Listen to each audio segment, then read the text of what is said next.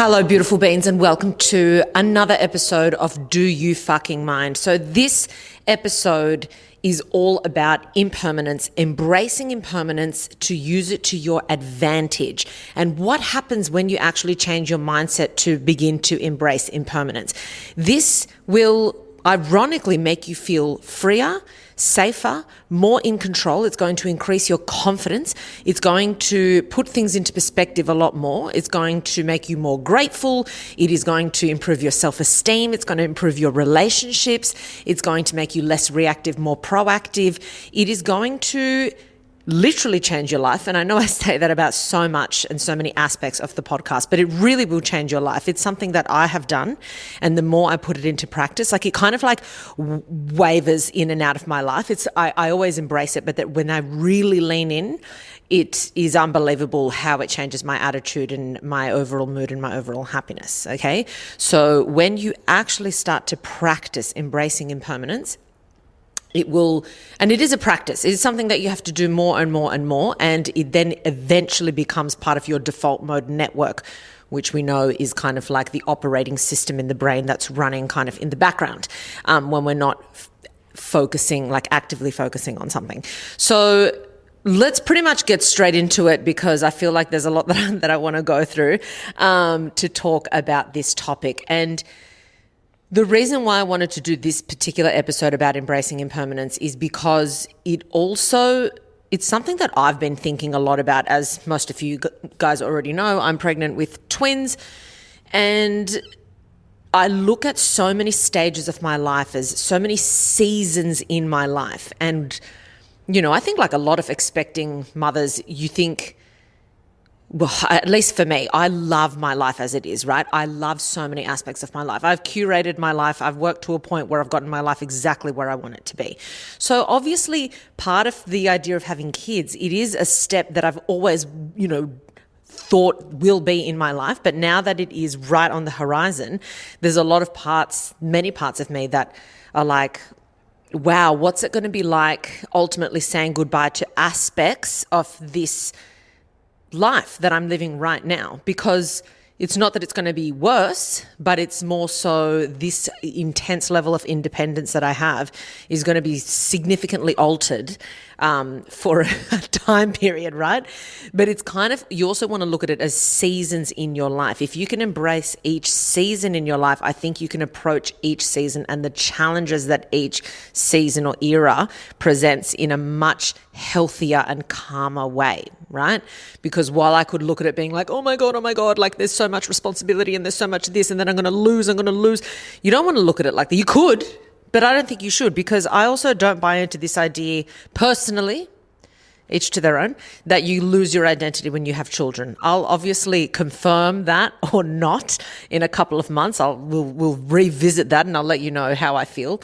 But I don't think that's necessary. I don't think you have to. I think if you have, and everyone's got a different support network around them, everyone's got a different, whatever. But personally for me, I am really doing everything in my power, especially with the people around me, with my family, with Tyrone's family, that I get to a point where I can go through this transition in my life, even if it's extremely challenging, but still hold on to my identity and my purpose. And the reason for that is that I don't believe that having kids is my identity or my purpose. I think it will be extremely fulfilling. I think it will be a love that I've never felt. There's all these things that's going to come into my life that I'm going to experience that I never have. All of that, yes, but I've already found my identity. Like, I've got a very strong sense of purpose as well.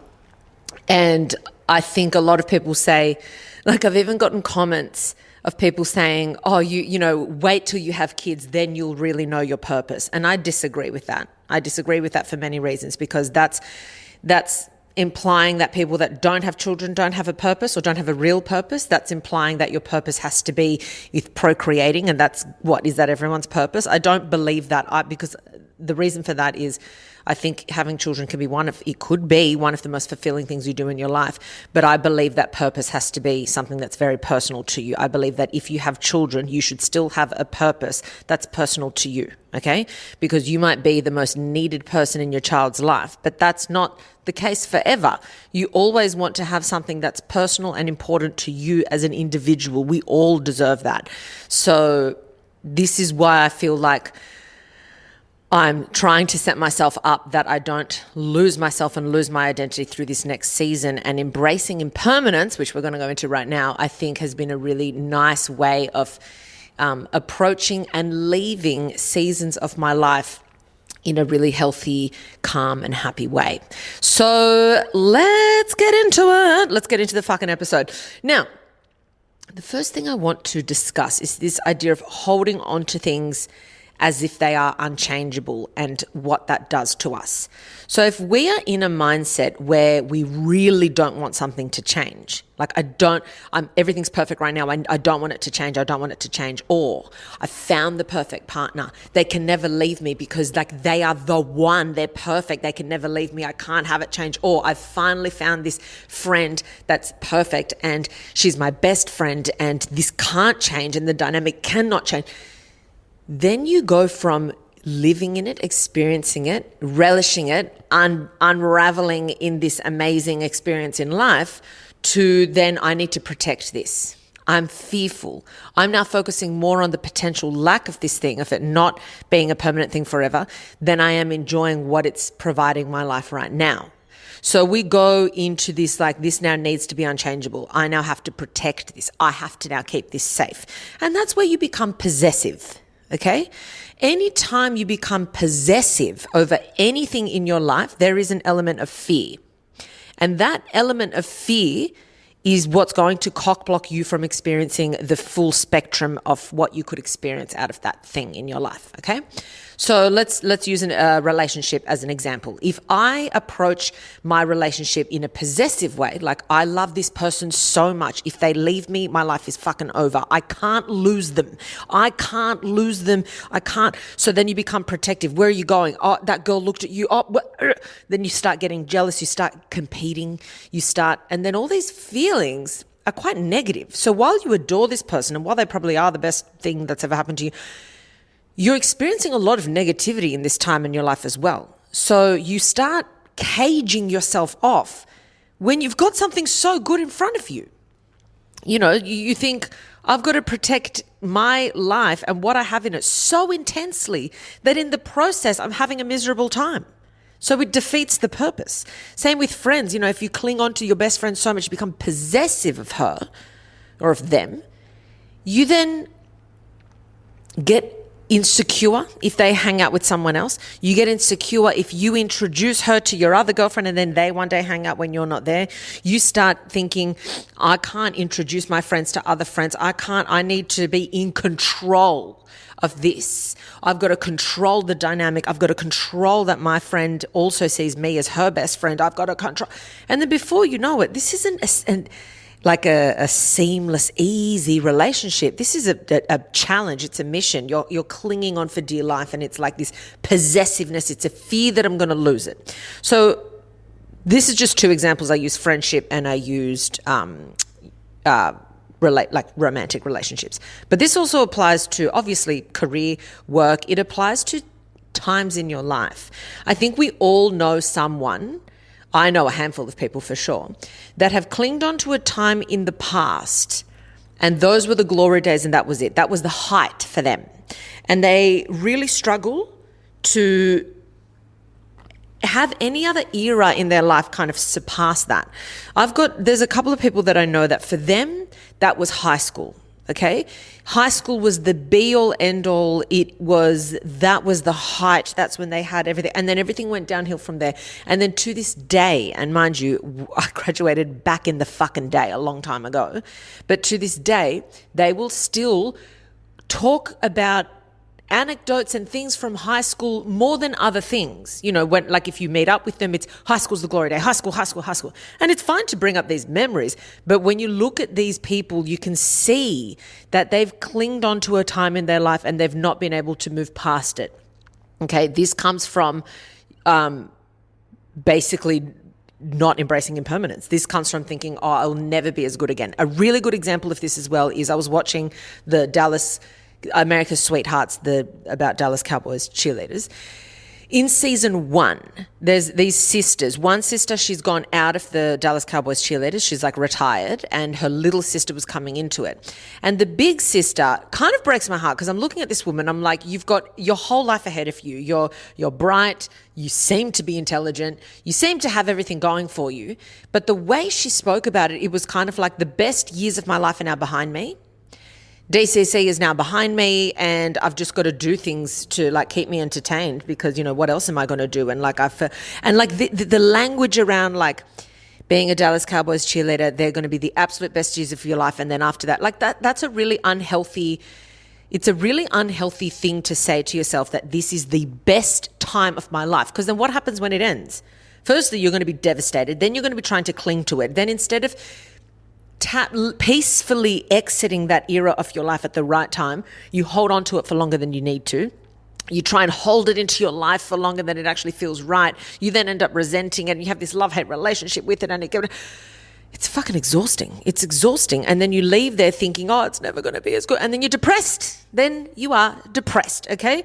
So if you hold on to things hoping that things aren't going to change or thinking that this is the best era of your life, you are going to be so, like, way more hurt than you need to be. There's nothing wrong with mourning an era in your life, but you've got to do it as life's natural progression as you kind of ease in and out of eras in your life, okay?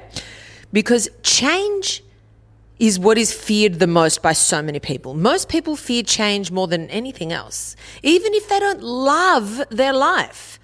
They might just be satisfied, but they're really scared of change, okay? But once you can wrap your head around impermanence and everything's a season, the good is going to end, which means I should really relish it in this moment and really be grateful. And the bad is going to end, so I should start becoming proactive and looking at how I'm going to, move forward once this bad phase in my life does end. Then you're able to look at your life through a completely different lens. You're going to experience way less pain. You're going to have a lot more freedom. And the reason you're going to have more freedom is because it is impermanent. Because you're like, wait a minute. Let's not get complacent. This isn't going to last forever. If it's good, then let's milk it. And I've said this 1,000 times. Even if your relationship does last forever, as far as until the day you die, the eras that you go through doesn't. So Tyrone and I, we've got another however many weeks before it's just us. Then that era is dead. And then we enter an era where it's us being parents, and then in our relationship, and then it's another era, and then it's another era. So even in a relationship that is successful, you have to look at eras because it makes you more present. It makes you more grateful and in the moment. It makes you less complacent. Because I know that I've got another, maximum under 2 months of just Tyrone and I'm more present. I'm more grateful for these little tiny moments where it's just us two. And it's really beautiful because I'm like, oh, this era is about to end, but we're going to go into another beautiful era. It's not a sad feeling. It's a relish this moment kind of feeling, okay? So you also have more freedom in the sense that you realize that you're actually not tied down or locked into anything in your life. You realize that good and difficult moments will come and go. So instead of thinking I've got to lock myself in and this is the be all end all because I finally found something safe, you realize the only safe thing that I can guarantee is what's going on in my head. That's it. I can't guarantee that everything's going to stay the same or people are going to treat me the same or those people are going to be there forever for me. I can't guarantee that. So I have to feel safety within my own head, and that's going to give me freedom, okay? I can't be looking for safety constantly in the stagnation of things around me. You become really prepared for anything that comes your way. Even if you didn't expect a certain thing, because you're used to having this flexible mindset, when something does come your way, you think, oh, okay, well, now this has given me a brand new idea. I just got made redundant. It's actually opened up the possibility that I actually could try this other thing, or maybe I don't need to be living in this place, or maybe it's made me whatever. Instead of thinking, oh my God, it's ended, I can't believe it, I can't. No, you become instantly proactive, right? you don't feel like a victim so much in your life anymore. You become way more of a participant. It's like, I can't guarantee what's going to happen, but I can guarantee that I am a participant in this life. So I need to really milk that for what it's worth. Instead of thinking all these things are happening to me and I have no control, you have more control than you give yourself credit for. And because of that, it's going to reduce your anxiety, okay? It also helps you make more meaningful decisions based around your values and not based around your fears, okay? Like I said before, it makes you more present in the moment. It makes you more accepting and less resistant of what other people do. This is huge, okay? It's kind of like Mel Robbins' let them theory in a way. But it's this idea of, I can't control what somebody else does, but I can control how I interact with the world, how I interact with other people, how I interact and my life experiences and how I perceive certain things. To an extent, I can control that. So then you start thinking, if nothing's permanent in life, and if things are impermanent and I'm going from this era to this other era, you start allowing people to also go through their eras in their own time at their own pace. Instead of thinking, I need to control you so you fit into this, you think maybe that's just not what's supposed to happen. Okay, maybe I'm not supposed to be controlling all these people. Maybe the most I can do at best is attempt to influence someone, and that's that. And if they don't get positively influenced by me, then that's my answer, kind of thing. You really start to accept people for who they are in the moment, not for their potential or not for who they used to be or not for who you want them to be. All right. Because of this, you accept yourself so much more. You love yourself so much more because you see all the different eras that you've gone through and you've overcome and you've had to learn and relearn and attempt and reattempt and become a novice again and then a professional and then a novice again. And then you really begin to respect yourself. You're like, look at all this shit I've done. Look what I've been able to do, right? You have better patience with where you are at in your life. You just become more patient because, again, you realize that it's not about you having to force things into certain things. Again, you're like, this is not forever. I can't control all these external outcomes, but I can control myself. So I am more patient with certain things. For example, I always say the first couple of months with my dog, if someone had just told me the first 2 to 3 months are really hard as a puppy because it's very clingy, he's very anxious. But then after that, it'll be great. If someone had told me that, I genuinely think that I would have experienced the first 3 months so much better. So much better. I would have been a lot more patient. In my head, I'm like, this is forever, this is forever. But again, if I had just thought, this is not permanent, this is a season. And I feel like I need to remind myself of that when I've got newborns, of that same thing. It's like, you don't want to look at this and think, oh my God, this is forever. You've got to always remind yourself, it's like, this is one era of my life that I'm going through, whether it's challenging or blissful. You are more spontaneous. It makes you become more spontaneous because you grab opportunities by the balls. You feel like you're more in control of your life because of all these things I just mentioned. And then, of course, you way less need to control other people and what they do because you realize that by trying to control someone, you're trying to hold them in a place of permanence for you. You're trying to hold them in a place for you. And then that just brings on more fear and just feeling miserable. Okay? So, key points before we talk about some things that you can put into practice to actually do this, okay?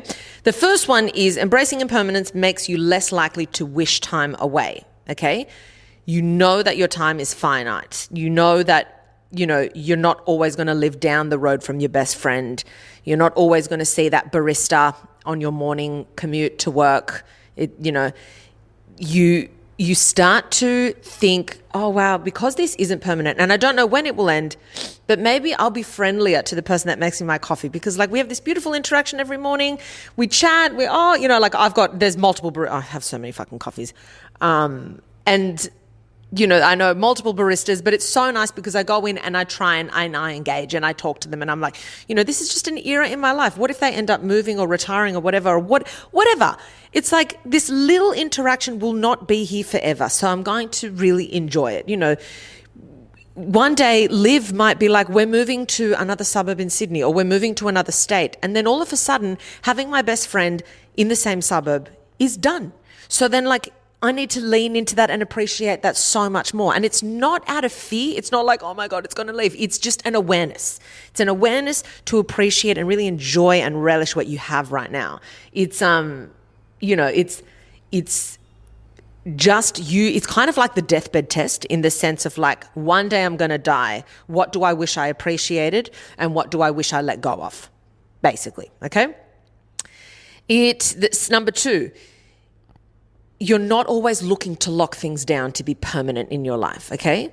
Things are in your life, or people are in your life, and you are in their life, either for a short time, for a long time, for a lesson, for an experience, for security, for whatever.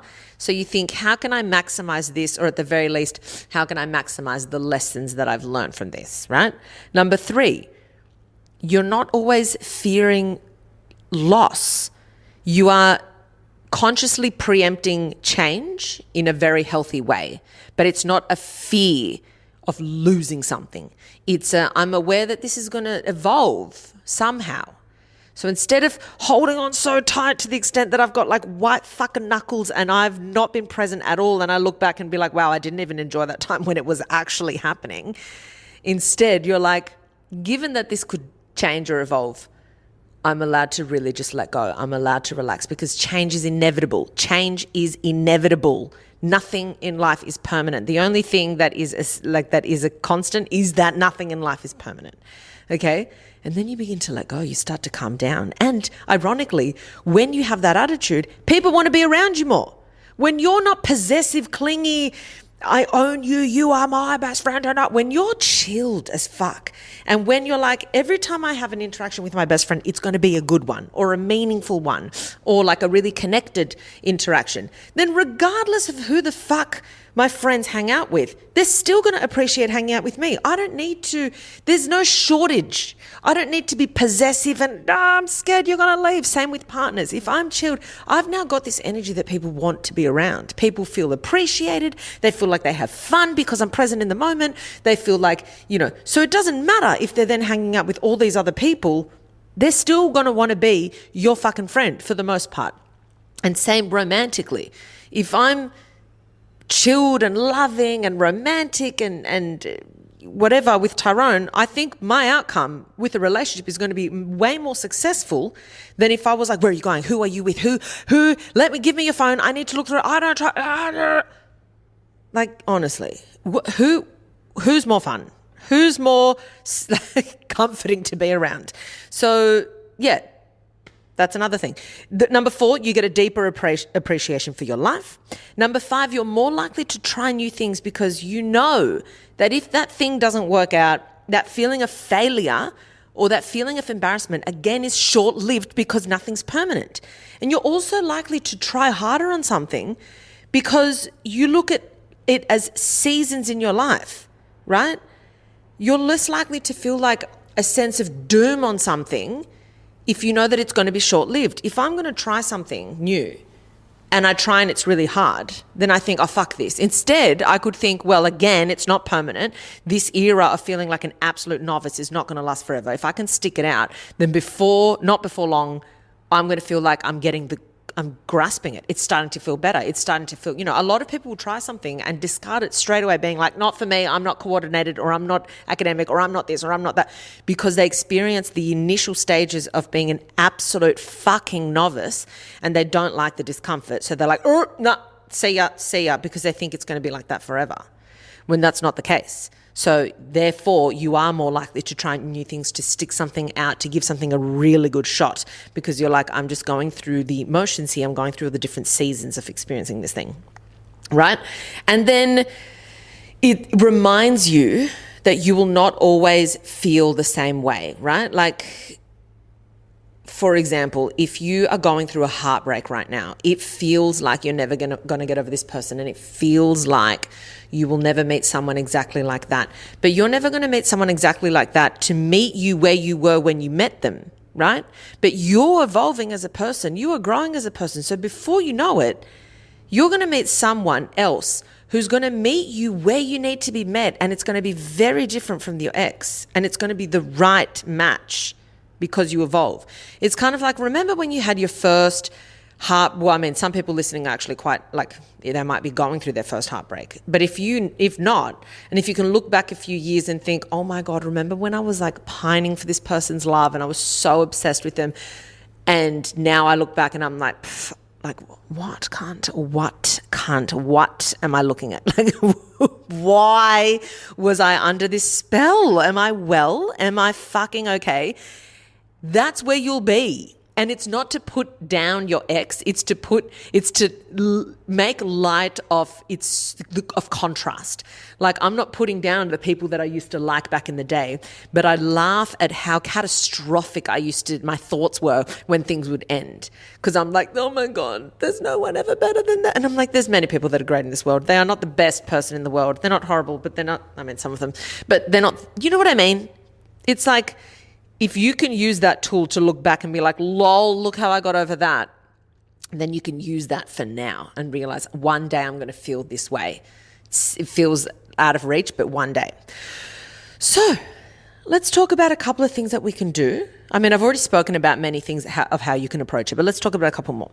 So every time you come to a crossroad, number one, I want you to use rational thinking as much as possible. And what I mean by rational thinking is by using your logic processing over your emotional reactions. So we almost always will have an emotional reaction initially. That's going to be the first, like, ugh.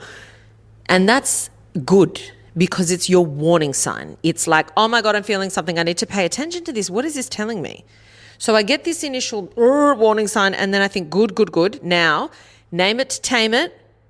Because we know that when we name an emotion that we're feeling, whether it's fear, whether it's embarrassment, whether it's hesitation, whether it's possessiveness, whether it's whatever, when we name it, we instantly wake up the more reasoning centers of the brain, okay? And we know that as a fact. So if I say, I'm feeling fearful, I'm feeling insecure, I'm feeling jealous right now. Good, I've named it, okay? And then you say, what is this feeling making me want to do? Okay, I'm feeling possessive, I'm feeling jealous. It's making me want to send a passive-aggressive text message. Okay, that's what it's making me want to do right now. But I know, and now because you're rationalizing it, you're speaking about your emotions, you're speaking about what this emotion is making you.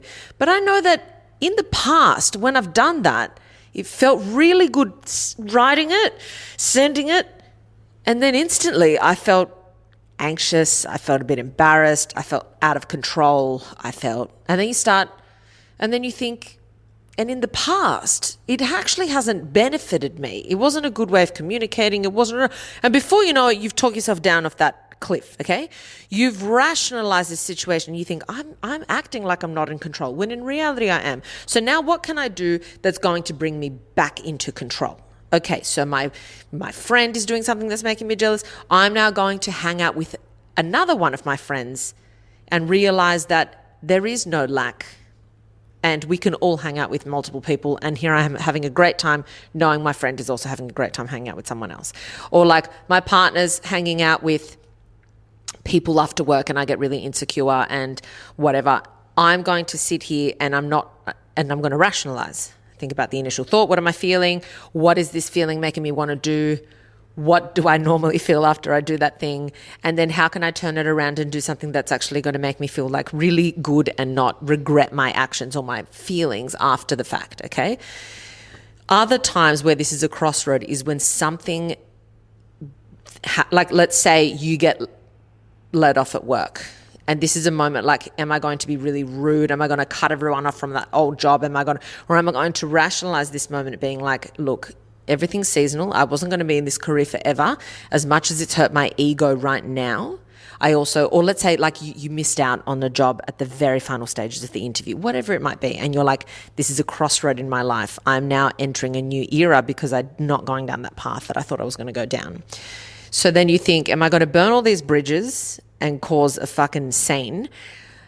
You know, well, everyone can get fucked, or I'm not this, or I'm not that, or cut people off.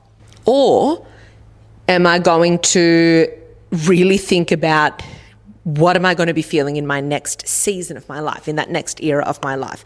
I'm probably going to want to have these connections again. I probably want to have a bit of a network. I probably will. And then it puts you in the shoes of your future self a little bit more. Like once I've calmed down, do I want to have burnt every bridge in my life when things didn't go my way? Is that what I want? Or do I want to be someone that can peacefully transition through stages of my life, still keeping my cool, still keeping my dignity, but also not cutting people off? Because there's a lot of people I know that cut so many people out of their life, cut people off, cut their personal trainers off because cut this person off, cut that, I'm not going to that cafe anymore. And I'm like, you must live with so much animosity in your heart. Like the energy that requires is just astronomical, okay? So that's another thing that's really important. The next thing is I want you to have just the simple reminder of the deathbed test. This really helps. I'm not going to go into it because I've got episodes on it. I've spoken about it. But the deathbed test is basically where you say, if I'm on my deathbed, if I were on my deathbed and I look back at this event, is this how I would have reacted? Is this how I would have wanted to react? Would I be holding on to this so much? Would I have been able to let go? Would I have responded completely differently? Would I have looked at this as an opportunity instead of like a roadblock? What would I be thinking if I was on my deathbed? And it's a really good eye-opener because the deathbed takes fear out of the equation and it puts what you value and what your morals are into the forefront, and it helps you act on what is best for you instead of your like reactive, fearful state. Okay. And another thing, second last thing, is zoom out as much as possible. Zooming out always puts things into perspective. When we are going through a really hard time, it absorbs every part of your conscious awareness. It is exhausting, as we all know. I've been there, you've been there, we all know it. Like when things have gone wrong, it is so hard to think about anything else. And people are like, oh, just cheer up. Yes, cunt. Yes, I'm going to cheer up when all I can fucking think about is this impeding doom of like my career fucking falling apart or my relationship, the love of my life leaving me or whatever. So it's really hard, right? So what I mean by zooming out is you have to give yourself the opportunity to remove yourself from the environment that you're in that time and allow yourself to gain a bit of perspective on your overall life, okay? So the times where things have gone really bad for me at work, I've then kind of not been on my emails. I've decided I'll take like a 3-day hiatus. I'm not going to go on my emails or my social media or nothing. And then I'm probably going to go and spend some time, maybe a sleepover at like my cousins or my parents or my auntie and uncles, or I'm going to go do something. And I completely remove myself from the thick of what's causing me so much anxiety and animosity. That I've also done this with Heartbreak. And then I spend time with people that I really love, okay? People, like connection is everything. So you spend time with people that you really like, and then it allows you to be like, wait a minute, yes, I can still acknowledge that I'm going through a fucked time, but look at all these good people around me. I've done all this work on my health, for example. That might be one of the things you're doing. You know, I've got like really good siblings. I've got, and then you start thinking, wait a minute, there's all these pockets in my life that actually I really love the suburb I live in. Not everything in my life is fucked. Not everything, okay? And given that not everything in my life is fucked, it means that my ability to rebuild from this point is actually not as hard as I'm making it out to be. I will allow myself to grieve. I'm going to let myself have the meltdown, but I also need to zoom out and give myself a bit of fucking perspective here, because my life isn't over, and I need to get to the point where I can grasp that reality and become a bit more proactive with my life. And that only happens with zooming out, okay? You put yourself also, when something big happens in your life, it really helps you zoom out. If someone dumps you, who you thought, we're engaged, we're going to get married, and then they break up with you, as fucked as that is, it also allows you to do things that you never would have done. You're like, this is fucking bullshit that I'm going through this. But what could I do right now that had I stayed engaged, I probably wouldn't have done? Is it a solo trip? Is it moving in with someone really fun that you never had that era and now you can experience that era? What is it? It could be whatever. So that's what I mean about zooming out. There's always going to be opportunities. When one door closes, a window is opened, all right? So that's what zooming out allows you to do. Otherwise, you're on this this one tunnel vision and you're not aware of any of the other avenues that peel off to the side that can give you the best experiences of your life. And then the last thing is remind yourself that every time you try and control something, or every time you're holding on to something, that is, or every time you're possessive, that is fear masked as I'm just protecting something. Because for the most part, you don't have to protect things. When we talk about protecting things, yeah, you want to protect the vulnerable, your baby, your pets, have locks on your doors. So, but as far as acting possessively about other adults or about a job or about things that are ultimately not 100% in your control, that is fear. That is fear. And it might not look like it, but it's a fear of losing it. And you can have a healthy fear of losing something. Like you can say, wow, my partner's a fucking catch and I don't want to lose them. So therefore I'm going to behave in a way that would make me less likely to lose my partner. See, that's healthy like awareness that something could not go right. So then I'm going to be more present. I'm going to be really loving. I'm going to treat them how I would want to be treated. All of these things is good because you acknowledge that you don't want to lose them. But then there's the I don't want to lose them, so I'm going to do everything in my power to make them stay with me. That's trying to control someone, okay? And that goes for every other example that I could give. So yes, that is the episode of today. Basically, in a nutshell, I want you to, it's kind of about letting go. Ultimately, this whole thing is like, let go, let the fuck go. But yeah, go through it all. Go through the key points that really resonated the most with you. And I want you to do a bit of an inventory right now in your life, right now. Where am I holding on to things that's actually causing me pain or grief or whatever? Like, where are those things? Because that's fucking doing my head in. All right? Cool beans. That is all for today, guys. Thank you so much for listening to today's episode, for tuning in. And I will see you back here, or speak to you back here next time. As always, remember, be kind to yourself, be kind to your brain. Don't take shit from anyone, and especially don't take shit from yourself. Danke.